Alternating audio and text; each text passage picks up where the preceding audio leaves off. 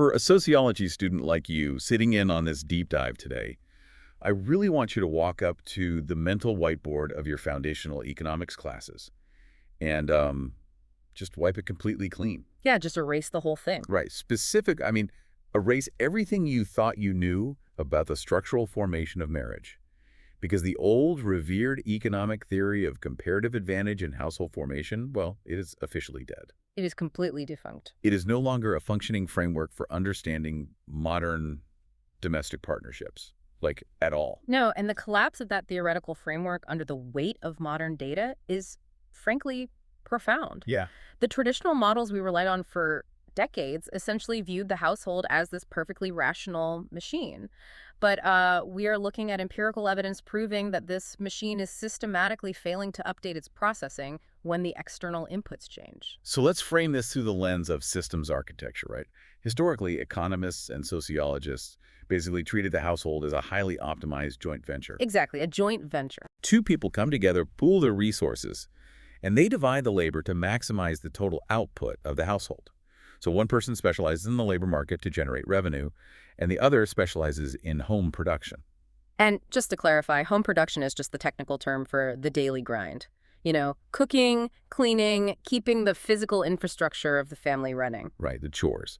So the theory of comparative advantage basically dictated that this division of labor was simply an objective mathematical optimization. It was supposed to be pure math. Exactly. Whoever was better compensated in the external market worked those hours, and the partner with the comparative advantage in domestic labor handled the household operations. But the underlying assumption of that entire model was that it was entirely gender neutral. Right. The older academic consensus argued that it just so happened, due to historical market forces, that men had higher earning power. So, they naturally took the external jobs. That was the story anyway. Right. And the theoretical promise was that if those economic incentives ever flipped, like if the female partner suddenly achieved higher earning power, the entire household system would rationally recalibrate. It would just twitch. Yes. The man would assume the domestic duties because, well, that would be the most efficient allocation of his time. Which, from a systems perspective, is exactly how a legacy operating system should function. Right. If you upgrade the inputs, the system should naturally load balance. Load balance, right. Yeah, like if the wife becomes the primary breadwinner, her time in the labor market is generating the highest yield for the joint venture. Any rational system would automatically reroute the unpaid physical tasks to the lower earner to prevent the joint venture from leaking massive amounts of economic surplus. That is what should happen. But the system is failing to load balance. It's just broken. It is actively resisting optimization, which brings us to the core source material for today's deep dive. Yes, let's get into the paper. Right, so we're looking at the National Bureau of Economic Research Working Paper 33393. It's titled Winning the Bread and Baking It Too. Great title, by the way. It really is. So the researchers isolated households where the female partner is the primary breadwinner, out-earning her male partner. Under the old comparative advantage model, her domestic workload should decrease significantly. Right, because she's funding the joint venture. Exactly. But instead, the data reveals she actually performs more core home production than her male partner. Wait. I need to look at the structural mechanics of that. The female partner is bringing in the majority of the financial capital, meaning she is likely operating in a highly demanding, time-intensive professional role, and she is still executing the majority of the unpaid domestic labor. That is exactly what the data confirms. And that is wild. It is. And the paper makes a really crucial distinction here by focusing specifically on core housework. We aren't talking about intermittent tasks like, seasonal yard work or fixing a leaky pipe. Right, the once-in-a-while stuff. Yeah, we are talking about the inelastic daily requirements of human existence. The cooking, the laundry, the repetitive daily cleaning. The female breadwinner is generating the primary revenue for the joint venture and then inexplicably absorbing the primary physical maintenance of the household. I call this a hard-coded inefficiency. Oh, I like that term. Well, if you look at this like a corporate merger, the absurdity becomes so obvious. Like imagine two companies merge into a new conglomerate, right? Okay, I'm with you. One company's CEO is incredibly profitable and generates 80% of the new entity's revenue. Right. The other company's CEO brings in 20%. Now, in no rational business universe would the board of directors mandate that the 80% CEO must also, like, clean the office bathrooms every night. No, they would bait you for even suggesting it. Exactly. It would be a catastrophic mismanagement of the most valuable human capital in the organization. It would cap the company's growth potential immediately. The corporate analogy really highlights the sheer irrationality of the domestic reality. And yet, this is the default state of the modern household. Which is just baffling. It is. Economists historically tried to salvage their rational models by introducing variables to explain this away. They hypothesized that perhaps women simply retain a massive innate comparative advantage in home production. Oh, come on. I know. The argument was basically that they are just so vastly superior or faster at domestic tasks that it still mathematically benefits the joint venture for them to do the laundry, even when their external hourly rate is way higher. Which, frankly, sounds like a localized firewall. The firewall. Yeah, like an excuse cooked up to explain why the sensors of the free market aren't working inside the home. But if we are running a true systems analysis, we can't just accept a hypothetical variable like innate gender superiority in dishwashing. We need a control group to stress test the model. Right, and the NBER researchers recognized that exact flaw in previous economic literature. To isolate whether this inefficiency is driven by an innate biological advantage or if it's a localized market failure, they utilized same-sex couples as their control group. Oh, that is brilliant. It really is. This allows us to observe how home production is allocated when the gender dynamic is completely removed, but the earnings differentials remain intact. And the data from that control group must show a totally different operating procedure. I mean, if the heterosexual model is failing to load balance, what happens in the same-sex model? In the same-sex control group, the system optimizes beautifully. Oh, just perfectly. Yes. When one partner out-earns the other in a same-sex household, the higher earner does significantly less core housework.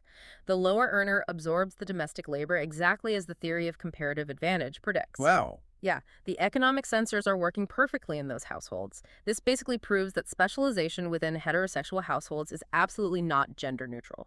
The failure to optimize is an exclusive feature of heterosexual couples where the woman out-earns the man. See, for a systems architect, that isolated variable is devastating to the legacy model. It means the market sensors aren't actually broken. No, they're working fine. The heterosexual participants are receiving the economic data like they know who makes more money, but the lower-earning male partner is actively overriding the system's attempt to reroute the domestic tasks. This isn't a glitch. It is an active sabotage of the joint venture's efficiency. It is. And to understand why a partner would sabotage their own household's efficiency, we really have to transition out of pure systems architecture and interrogate the behavioral economics at play here. Okay, let's do it. Because this is a behavioral anomaly rooted in deep irrationality. The NBER paper categorizes this structural friction as the gendered wedge. The gendered wedge. Okay, so we are looking at a localized friction that only exists when male ego intersects with female earning power. Precisely. It is a profound wedge driven directly between the opportunity cost of the primary earner's time and the actual assignment of the household labor. Make that concrete for me. Sure. So as a behavioral economist, I look at how individuals respond to incentives in a rational environment. As a woman's wage increases, the opportunity cost of her folding laundry skyrockets. It's basically costing the family money. Exactly. It becomes mathematically ruinous for the household to have her scrubbing floors instead of, say, resting so she can perform better at her high-yield job. But the most staggering finding in this paper is that men's housework time is completely inelastic to relative household wages. Wait, I want to make sure I am grasping this. Inelastic. Like, for a sociology student analyzing this, that inelasticity is the crux of the entire crisis, right? It is the whole ballgame. The male partner's contribution to core housework does not bend, it does not stretch, and it does not respond to the external pressure of the wife's income. It is just a fixed, immovable variable. It completely defies the most basic laws of market behavior. I mean, if the economic incentives of a system change, the behavior of the actors within that system must change. Right, that is Econ 101. But the data shows that whether a husband earns twice as much as his wife, or she earns twice as much as him, the baseline minutes he spends on daily domestic labor remain entirely flat. That is just wow. His behavior is utterly divorced from his economic reality. He is acting in direct opposition to his own financial self-interest by forcing his primary breadwinner to burn out on domestic labor. But wait, If we know this is an institutional design flaw, like if the system is bleeding economic surplus solely because the lower-earning male refuses to absorb the tasks, then this is something we can engineer our way out of. How so? We just need to upgrade the operating agreement. I am really curious how you think you can engineer away a deeply entrenched sociological rigidity. Well, by forcing the implicit social contract to become explicit. You see, the legacy code of marriage relied on unwritten gender norms.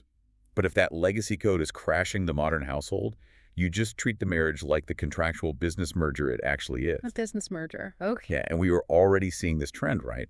With the rise of prenuptial agreements and highly detailed roommate-style domestic chore charts among younger demographics. We are seeing that, yes. So if a high-earning woman is forming a joint venture with a lower-earning man, they can sit down, map out the opportunity costs, and explicitly contract the load balancing.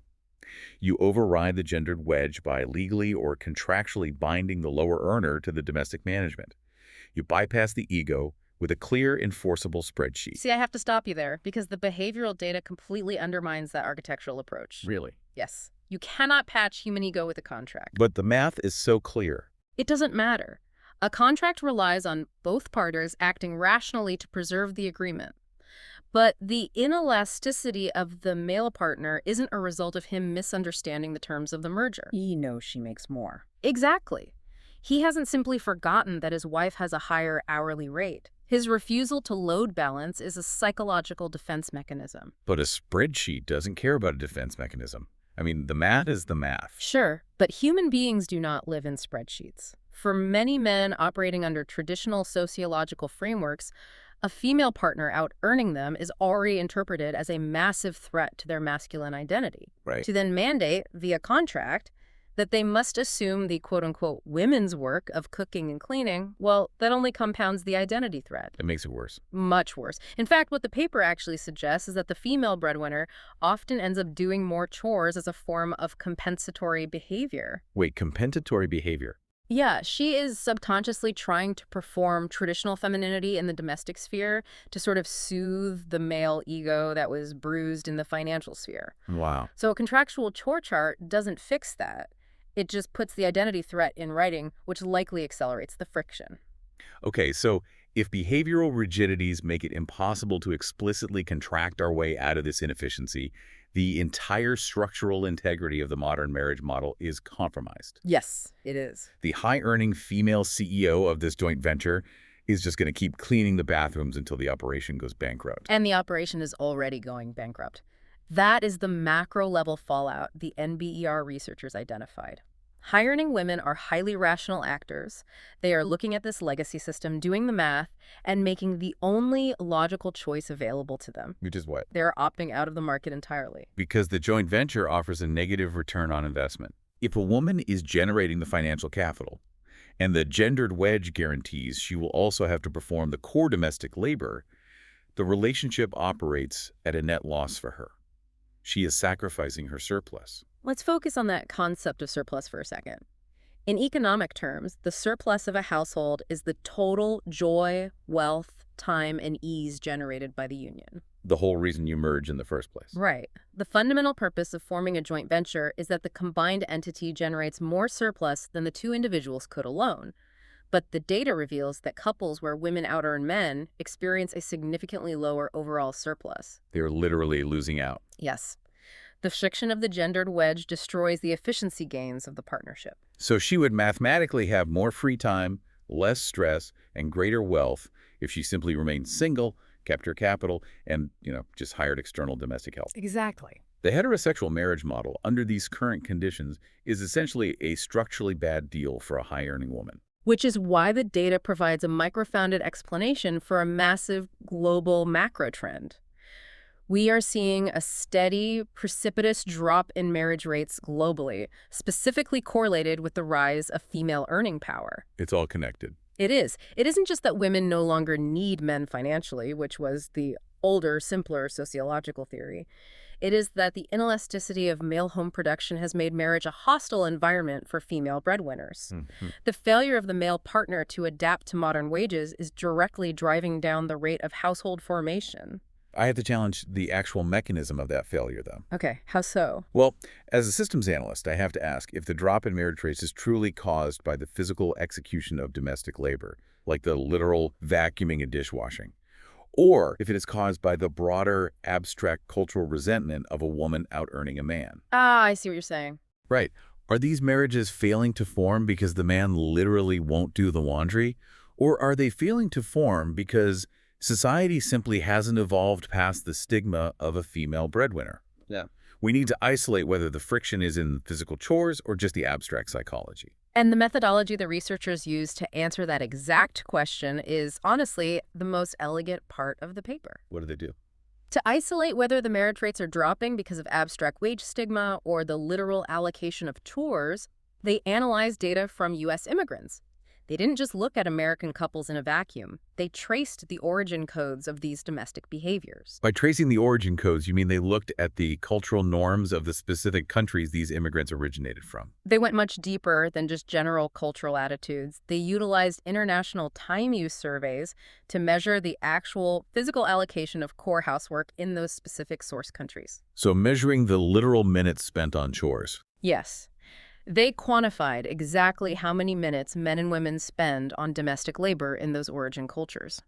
Then, they mapped those specific home production norms onto the marriage rates of those immigrant groups once they arrived in the United States and encountered shifting wage dynamics. Wow. So they are tracking the legacy software as it ports over into a new economic environment. Exactly. What happens when an immigrant from a highly traditional origin country faces a U.S. labor market where the woman suddenly earns more? The data proves that the specific cultural norm regarding who physically executes the chores is the exact mechanism that dictates the marriage rates. Not the abstract attitude. Right. It is not an abstract anxiety about female income. The researchers found that if an immigrant group comes from an origin code where male housework is highly inelastic, meaning men in that culture strictly do not do domestic labor, and the woman achieves higher earning power in the U.S., those marriages are statistically far less likely to form. The mechanism of failure really is the unwashed dishes. It is the physical chores. The physical burden of the unoptimized domestic labor is what actually breaks the deal. It isn't just a bruised ego over a paycheck. It's the daily, grinding reality of a system that forces the primary earner to do a second shift of unpaid labor. The physical reality of the gendered wedge is the absolute deal breaker. And for a sociology student, this is a profound demonstration of how deeply embedded cultural origin codes transmit into immediate economic environments. The legacy norms concerning domestic labor completely override the immediate financial incentives sitting right in front of the couple. Which invites a really critical examination of the legacy code operating in the background of our own lives. Oh, absolutely. I mean, we operate under the assumption that our modern relationships are the result of highly individualized, progressive choices. But this data suggests we are heavily influenced by the home production norms we grew up witnessing. We can't escape them easily. Right. Those norms act as this hidden algorithm, quietly dictating the potential success or failure of our own joint ventures. If you try to run modern economic inputs like a female primary breadwinner through an outdated domestic algorithm, the system just crashes. The realization that our behavioral rigidities are completely divorced from our current economic reality is so sobering. When human ego and entrenched gender norms collide with market efficiency inside the four walls of a home, the ego is winning. Yeah, but at what cost? It is a Pyrrhic victory. The refusal to load balance is protecting a fragile traditional identity at the direct cost of destroying the household surplus, resulting in a massive global decline in partnerships. The architecture of this crisis is fully visible now. The foundational theory of comparative advantage in marriage has completely failed. Completely. The data proves that female breadwinners continue to absorb the majority of core domestic labor because male contribution remains utterly inelastic to relative wages. That is the hard truth. And the gendered wedge prevents the household operating system from optimizing. And as a direct result, high-earning women are correctly calculating that the joint venture is a mathematically negative investment, which is driving a systemic collapse in marriage rates. The unpaid domestic labor sector is basically anchored to the past. It's fundamentally incapable or unwilling to adapt to the economic realities of the present. If a multi-trillion-dollar sector of the economy, home production, refuses to respond to market incentives, is the market broken, or are we?